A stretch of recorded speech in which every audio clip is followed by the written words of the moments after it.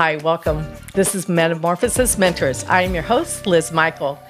So curious, what's your background? Okay, so, I don't even know. I'm a lifelong learner. So Me too. I went through college. I was like, I'm gonna be a doctor, and I was like, listen, I want to actually realize what life looks like. So I've been in instructional design and professional development and workforce enablement my entire career. Okay, wait. Let's just back that up. Sure. Start the first one. Yeah. Instructional design. Instructional design is essentially taking genius and making it teachable. Perfect. And consistently teachable to actually have outcomes that have some sense of fidelity. Okay. You know, I can get it across people multiple ways, multiple times. Love it. And so that I can reach, usually an adult learner, but can be anyone. Right. So that's kind of what my gateway entry into the world was. And then professional development in general, so just making fuller programs for people to move through to gain skills. Yes. And what I found when I kept doing that is that we're giving skills to people who don't necessarily want that skill or still doesn't stick. So it was very cerebral, you know. Yes. So my career then went into workforce enablement where we're looking at, it's not just about telling you need to learn this. It's how are you sitting at your job, at your desk, and how often do you get to be in contact with just-in-time training or things that need to help you? Okay. What does it look like when this call comes into the center?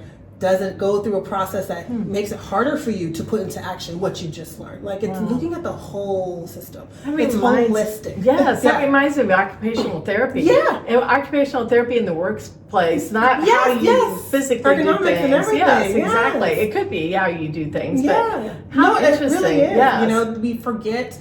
I have this analogy. I read this book a couple years ago about quarter life crisis, and she had this beautiful analogy that I just stuck with me. And she said, we work this mind forever, and then we just drag this body along. You know, and I had this visual of just like your body over your shoulder, and you're just kicking and screaming, just like lifeless, and you just drag it along. So great. And it has so much wisdom in it. Yes, and that's the it sustaining wisdom. Yes. The body has it. And so it's about what is the body doing when your mind is being taught 15 new skills. Yes. Is your body involved? Are you practicing? Are you failing? Are you comfortable? Are you fed? You know, are you fed the right things? Yes. Are you being reminded? Do you expect perfection? You know, a lot of these employers expect perfection from employees to remember routine. Yes. I'm thinking about dinner tonight. I'm not thinking about this The customer. So, practical I'm thinking about all life. So it's really looking at what does the human go through to learn and to hold it and to put it into practice, which is just embodiment. Right. Yeah. Okay. So that's what's our third? Oh, workforce enablement is that whole part. Okay. It's involved in that. Okay. It's looking at everything more holistically from top down, bottom up. So helping people connect to the right job, does that have something to do with it? Or more about helping people connect to the right skill at the right time. Perfect. Yeah. Oh, I love that. Yeah. Okay. And how do you determine that? Because sometimes people don't even know what skills they are minus, or many times we have skills that are maybe they're just part of who we are, and we've developed them over the years, and we don't even see them as skills because they just are who we are. And we expect everyone to be the same way because that's our norm. That's just who we are. So everyone else is like that too, right? And then you discover that maybe that is a skill. Maybe that it does help set me apart from this. And so how do you help determine those things? There's not like a test that you take, but questions, I'm guessing. Questions, evaluation, observation is a huge one. For a professional environment, we definitely do a needs analysis, task analysis, operational analysis, where we're seeing what is the process that your operation does or says it does, but what does it really do? So you do a lot of evaluation and analysis of where that person is in time. So it takes time. So you do need to know that you have to front load. Same with working with a person, that conversations over time. Looking at some of the esoteric tools that I look at kind of give you hints of what might be gifts or direction. Yeah. So but you don't want to ever pigeonhole and say this Sure. is who you are. It just says, hey, this is where you should look.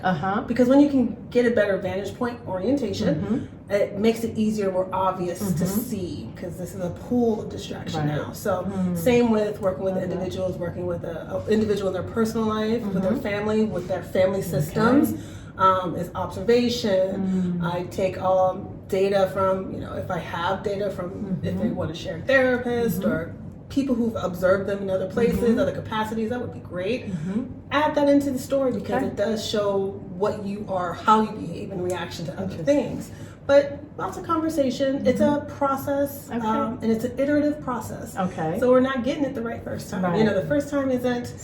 It's always iterative, to allow humans to evolve and expose as time allows, and as comfort shows, and as sometimes stepping into your personal truth allows, because new information comes up. So iteration is a big part of both what I do professionally and both are professional, in different domains. Iteration is key, and a lot of people don't think that. That's why I hope to make it more common that you allow new information to change your mind. It's just growth mindset, but putting it into actual structure as opposed to just holding it. Expose it to light, give it structure into your life so that you can float into your life. I don't know this, so I'll ask, do you ever work with like students who are getting ready to go into college or thinking about going into college, and helping them to define better what they want to do once they reach a degree, or just a skill, because that is so greatly needed right now. You know what? That's a great idea. There we go. I'm going to have to tap my husband and be like, do you guys want me? Because what I do find is myself in the age group of 27 to 30, where it's, I'm coming out of college. I thought I did everything. I know what I wanted. I kind of got conditioned into the conveyor belt of life, and I'm like, oh wait, I'm gonna go over here. And you feel the urge, and this new generation, this next generation is like, I feel the urge early, and I'm not going to do that game that you guys played. The didn't work out too well. So they're asking questions. So I find that 27 to 30 has been surprisingly excited or more interested in the work of saying, I'm going to find a holistic way to be, and that seems to be has been as young as I've gone so far.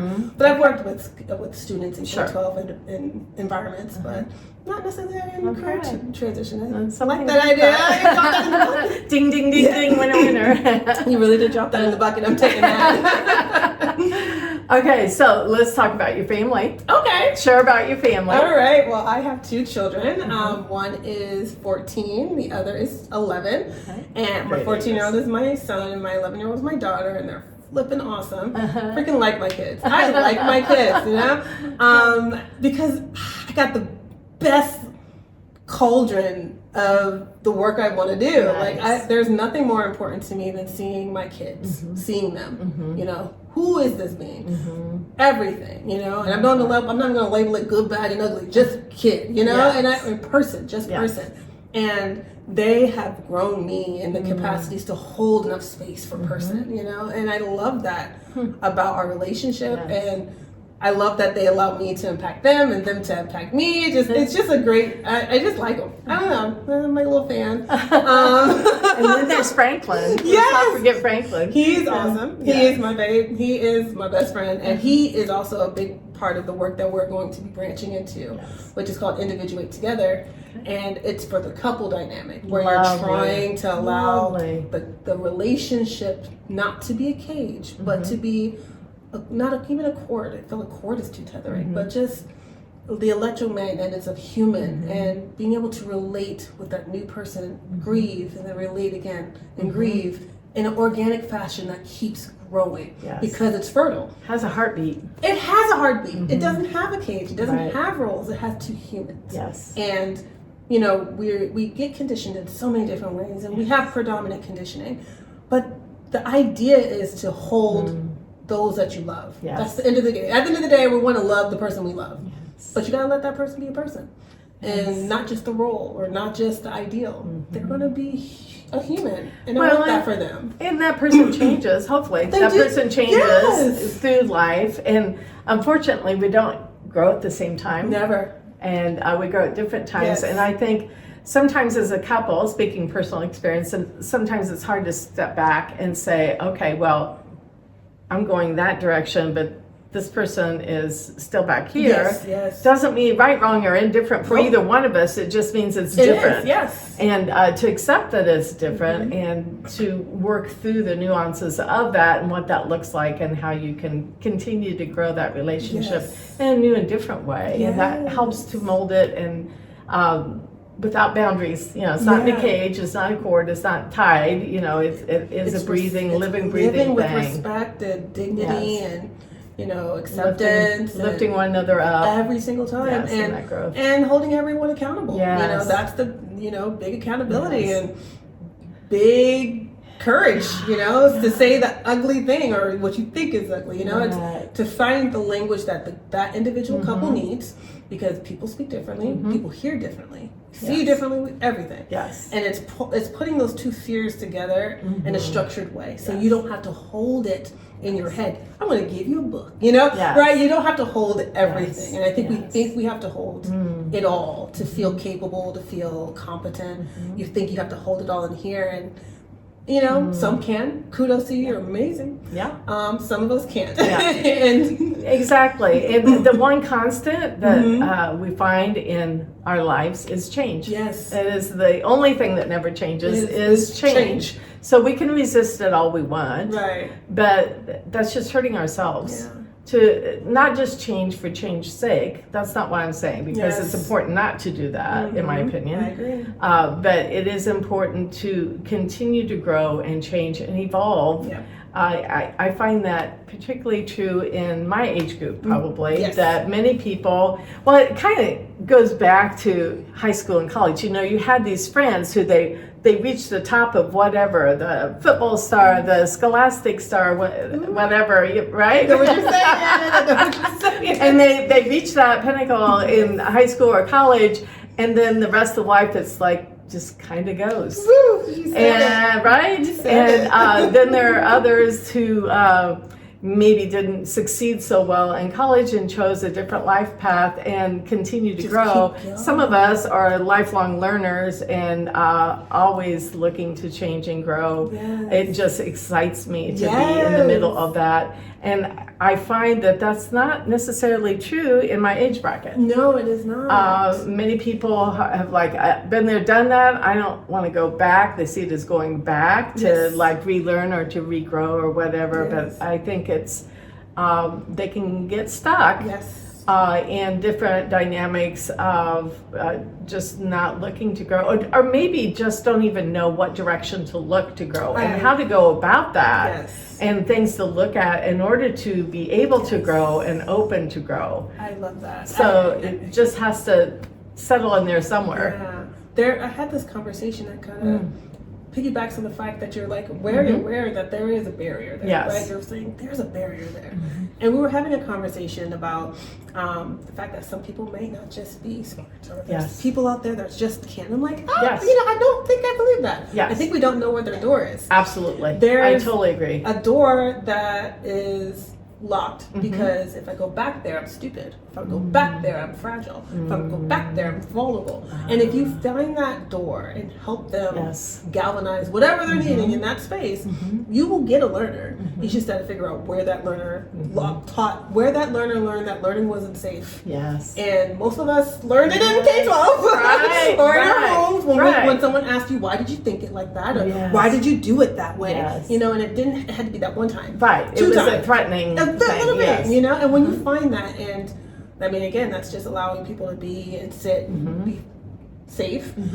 Safety's huge, psychological safety. You're okay to have those thoughts. And it's okay to think that way. It's okay, It's a lot of affirmation in that space that just allows that person to say, oh, you're not going to be that one that shoots that little dagger. And so a lot of people just miss that vital step. That step of I want you to be great and I want you to execute, but are you safe yet? Let me make sure that you do feel at home in your body because you've been running from your body, and now your body's knocking and saying, I can't work this way anymore, I can't be this way anymore. So it's what you're describing is in a lot of fields, it's deep in PD, you know, everyone feels vulnerable because we've learned something about learning, that learning was only for certain people, or people who are in authority don't need to learn because we've never seen them learning with us, or it's not a companionship, or it's not a relationship in learning, where we have a hierarchy in learning. And so there's a generation that got that pretty intensely. Absolutely. And you know, it takes a little lot longer to get them out. But I've been fortunate to be around people like you. Oh, my mom is, absolutely. Yes, I'd love to meet your mom. Yeah, she's exactly the same. She's a lifelong learner. She, you know, is going through things. My dad passed a couple of years ago, and she's been changing and allowing and watching her go through that. I'm like, whether you want to or not, no, you don't have a choice at that point. Oh, you're still teaching me stuff, you know? She's like, I wish I taught you. I'm like, I'm watching you. You're teaching me every day. Without words. Without words, you're moving. You're letting life. You're letting life. You're letting new things come in to reshape old things. You're allowing yourself to be fertile in living, and it shows, and that's enough. You know, that's the enough that people don't think they can get to. You can be enough. Just that. Exactly, right?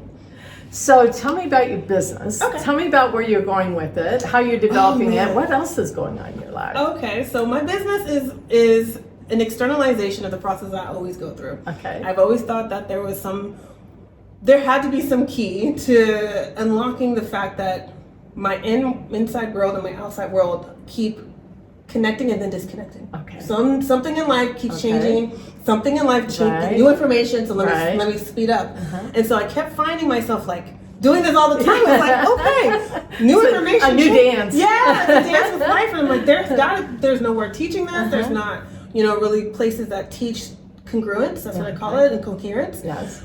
They don't really teach it because you're not taught to be internally self-led. Okay. You're taught to be compliant, coachable, agreeable. You know, you're pulled instead of pushed from inside.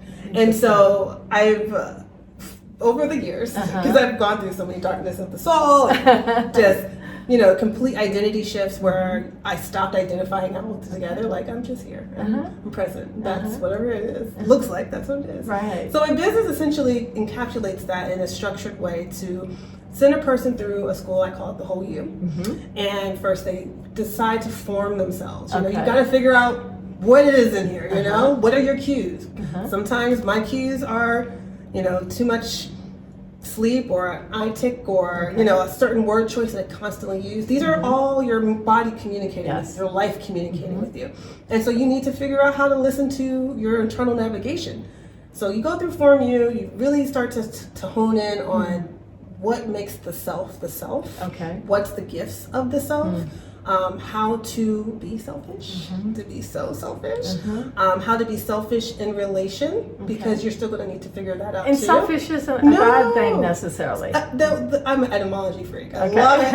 And the concept of selfish is just to be of self. Yes. It's not, we have so many morally things loaded onto our words, so we do that too. Yes, we deconstruct words. Yes. Because there's a lot of words that actually are making you small, or making you second guess what you really need to do, and things like respect. Less than, making you feel so less than. Like respect is just looking at yourself again, and again, and again, and again. Let me make sure I'm reviewing who I'm working with, and this person doesn't like this. It's okay, you know? So it's going through that process with me over 6 to 8 weeks, depending on the need. Sure. And it's a very catered, you know, a la carte kind of process because it is individuated to the person.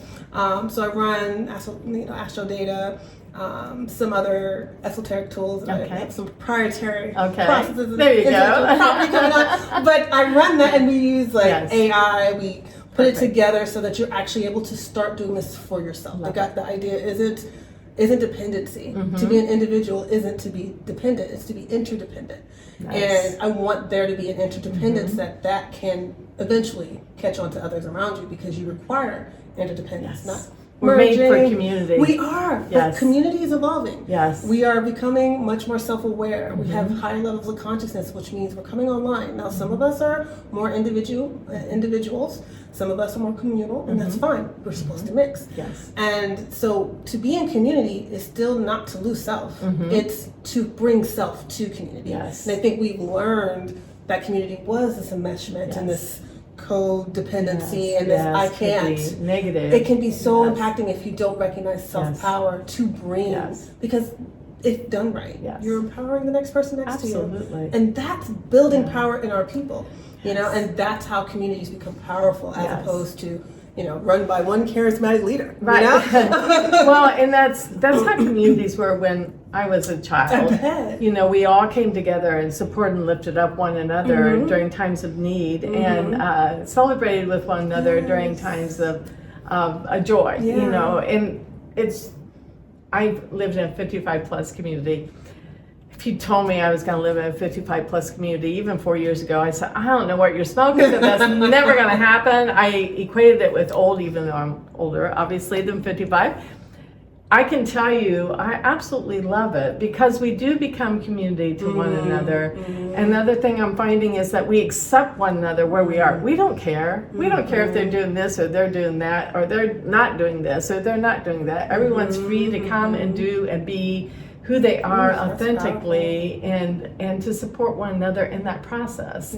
And it's just, we're kind of all in the same boat. We, you know, most of us have families or relatives anyhow who we're maybe not totally connected with because of distance and lifestyles or whatever. But we're there for one another in these little spaces that there's a need. And so I think that needs to be lifted up and looked at as a model for future communities to grow from, because we've become, most of our communities, you go in the door at night, you lock your door, and you don't go out again, right? So that it's impossible to be community to one another if that's the case, you know. And I understand. I always say I'm an outgoing introvert. Yeah. I love to be with people, and I am fed by that a certain amount. I'm just really happy being by myself and doing what I want to do. It's some freedom in that. That's wise. Like the experience that you're getting to have with community, what is just steeped with wisdom. First of all, you guys understand life. And have a little different viewpoint. You've been through, you've done, you got the shirt, gave it goodbye, got the shirt. Sold it, you know, gone. And I think some of the communities are missing that wisdom, you know, that would be bestowed upon the other generations. And how it keeps going back and forth, where the older generations are getting enriched by the younger generations, you know. So you're in that beautiful place where they bring all that still to the plate. So I can imagine how you know fulfilling that can be. It kind of makes me sad that there aren't more younger generations involved in this to gain the wisdom. And like you said, I mean, I can tell you in the community in which I live, there's high-level executives and just life experiences, traveling the globe, just the type of families that they have and have grown, and what they've been in their communities and how they've developed their communities. And there's just a wealth of information in this neighborhood. I would love to be able to share that with others, but I'm not so sure that, it could be a judgment call on my part, that younger generations are really open to that. Just maybe see us as old farts, you know that my dad would say. Yeah, that is such a huge thing for me, because it's all communication. It is. It's what I find myself being a very good translator, mediator, period, of communication, because what you're saying is, I want this kind of reverence, you know, want this reverence. And the younger generation might be saying, I need that reverence too. And both of you have that one little sliver that's holding you behind, you know. But I think that happens. And again, our culture doesn't really support. That's true. Intergenerational communication. That's true. Again, when you're steeped in hierarchy, as we've been, it's hard to for a 25-year-old who thinks they're adults now to talk to Right. someone who's like, Right. but you're not, you know? Yes. So Yeah. there's so 'Cause many there's little a different hurdles. understanding of what adult is. What at that adult point. is Yes. and how we're defining it. Yes. And that's, again, part of the work I love to do Yes. is, can we make sure the language is the same? Yes. Can we actually, because your language in your home is probably going to be a little different, but can we steep it into something? Yes. And then let's start there. Let's Yes. have debate based on, Yes. like, you know, steel man basis. Yes. Like, I'm going to reply with your strongest argument to make Yes. sure that you feel heard, you know? Yes. So it's all about setting the container properly. Agreed.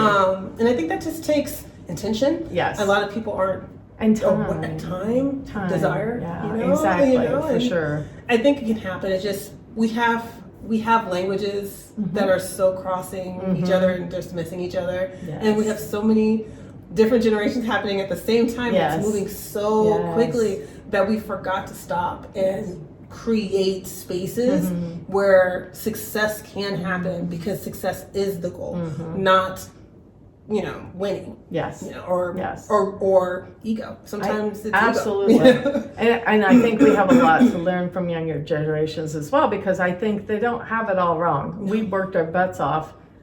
Not sure that was right. Right. I mean, I think we needed to do it differently. Looking Right. back on it, Right. I don't think it was healthy. Put us in a healthy situation. That kind of reminds me of, you know, going. I love to hike, and so going up a mountain and making it to the top, going, yes, check that off. And then realizing that all the way up, all these different views, every turn that you took was a different view, and you didn't stop to actually enjoy where you were, because you were so focused on each step you were taking so you wouldn't trip and fall, that you missed the beautiful scenery. Yes. So it's kind of a story of that That's coming such a together, beautiful right? story, a way to you know, describe the act of having a goal as opposed to understanding and loving the process. Yes. And I used to think that was the corniest thing on the planet. Yeah. Love the process, girl. You don't love the process. I'm like, I want the goal. Yeah. You know, 'cause I Yes. just say I was very Yes. ambitious, and Absolutely. I hit 40. I was like, oh, my body said no. Yes. I can't. Yes. Or I can't do it the same way. Right. And it's really learning. Part of the work that I do is finding that process that's real. It goes from having routine to having rituals, Oh, to that's putting good. you into states Yes. that you can be present in and have a worldview and zone out a little bit, because you're still going to get there, because your goal is Yes. your soul wants to be Yes, there, absolutely. or adjacent, because Yes. you might land somewhere else. Right, exactly. But during the time you're ingesting so many more nutrients. Yes. Like, okay, so I call myself a gardener and not a florist, because I'm not love going to pluck you out and make you Okay. pretty. Uh-huh. I'm going to figure out what your nurturing Oh, I needs need love to be, that. plant you where you need to be, Yes, you know? yes. And as a gardener, I always I think love that. like this field of flowers. And, you know, you can get to the cabin by going straight through this little, you know, pre-made, Yes. you know, trail. Path, uh-huh. But if you wanted to stop and smell this flower and then this flower, you kind of got a little bit of the nutrients from this flower, but you saw something over there and learned a little Yes. bit about the sunset. And then you went to this tree because you were really interested in this squirrel, and you learned a little bit about the flora.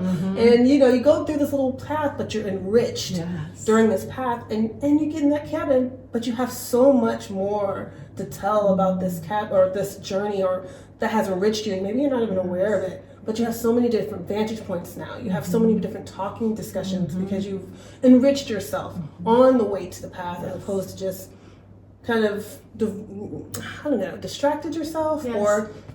or wedged yourself. Maybe focus on the wrong things Hyper on the way. focused, Yes, yeah. yes. And you don't get that enrichment. Yes. You only have that, and that's why it doesn't feel as full or nurturing or dense, because it just is now the next point, as Yes. opposed to what could have been something like a really cool story that you Yes. could tell a friend. Yeah. You know? Exactly. So it's a matter of allowing. Yes. It's scary. It is. It's something that we Can weren't. be for sure. Yeah, Yes. we weren't allowed that. Yes. We weren't told. Yes. Hey, meander a little. Yeah. Go, you know. No, over here. Yeah, over here. Hyper focus. Get this paperwork done. You know, we're not told like that Yes. 2-hour lunch with your friend made that 3 hours of productivity actually come out to like a 5% increase in ROI. No one talks about it because we haven't really been taught how to quantify holistic practices and Yes. self-care, just healthy communication into productivity outcomes. So as I do this work and I see how we're moving and molding people to be more productive, I'm recognizing they're not productive because they can't be pushed more until you give them more nutrients, and it's not more tasks, and it's not pizza in the cafeteria. It's actually looking what the gifts that people have and allowing them to bring those fullnesses back into the workplace. And that's something that's, I think, is the move in the next couple of generations, bringing whole people to work. I think you're right. I think you're absolutely correct. I look at a couple of my grandkids that are doing a good job of living life where they are and not just being the cookie cutter type because the expectation is there for them to be this way or that way. They're definitely carving their own paths and have those identified, and a couple of them have had to shift what that looks like, that should be normal that we have to shift. I mean, it reminds me of when you're in college, I don't know, maybe it's not true anymore, but I remember when I was in college, they said the average student changed majors 7 times. Oh, wow. Yes. That's cool for them. Yes, right? Yeah. And I'm sure their parents were like, what are we doing excited about that. I'll go. The cost just went ding, ding, ding, ding, ding, ding. Can you make up your mind before you start? And interdisciplinary. Yes, exactly. We can't do that. I mean, it's a false expectation because we have to experience things because then we'll know yes or no. Yes, I love that you're aware, like, experiential knowledge has gotten such a bad rap because it is individuated. Yes. You know, it's a very individual process. You're going to get different little pieces out of it. Everyone is. So it can't be standardized, and thus it's scary. Right.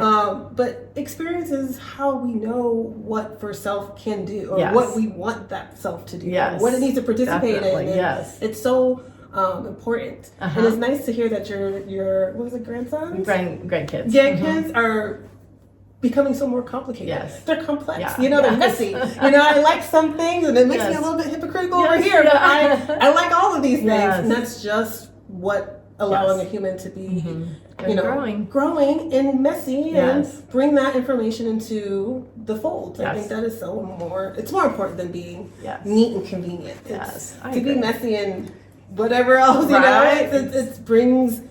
it brings depth, and we need more depth. It grounds us, you know, and it makes us less judgmental. Yes. Like, I think the biggest, and how my whole more accepting. My heart feels like the deeper you can get into yourself, the less you look at another person with any judgment, and that's how you change the world. You know, that's how you really good. You know, as long I know I like this and this, so I'm not going to judge you for being this and this because you're human. There's a dichotomy there. So I love, and my little bubble of hope is that that's going to change the world one person at a time. If they love themselves just deeper and deeper and deeper, they'll be able to see a human for all of them. Right, exactly.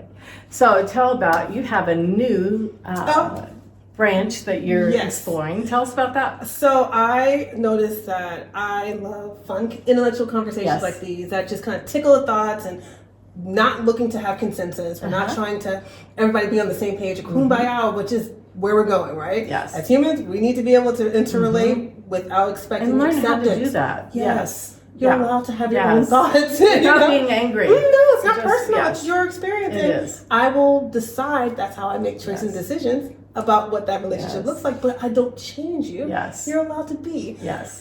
So I'm starting this. It's called The Salon. Okay. And it's a virtual salon setting, kind of like the Renaissance, where they would have conversations and discourse and really get trained eventually, if we get into a comfort level, to have healthy debates. Yes. But the idea is to allow to have practice with asking curious questions, you know, getting past the whys and tell me a little bit more, and who and where did you find that, and how does that impact your day-to-day, you know, learning how to have conversations where you allow that person to explore themselves with you and play in this discourse that is not conclusive and be okay with uncertainty. May kind of push us and pull us a little bit, kind of like tapping. Then pay attention to what happens to you. Are you tensing? Are you leaning in? Are you leaning out? It helps us recognize ourselves. And so the salon is going to have a mini session this Sunday from 5:30 to 6:30. And I will get you that contact information for it. But it's just getting used to. It's our second virtual meet and greet. Eventually, we're going to have some in-person sessions. I think virtually will be a great start. But they will have places where people get to come and think out loud together in safety and love it. Comfort. You know? Yes. Oh, So that's I love great. that idea. Well, congratulations. Thank you. Thank you so much for your time and your wisdom and your authenticity of just being who you are and how you work and function and how you're helping others to do the same. It excites me so much. And can I just say, for a side note, I just love hearing you speak because you use language and words that most people don't. No way.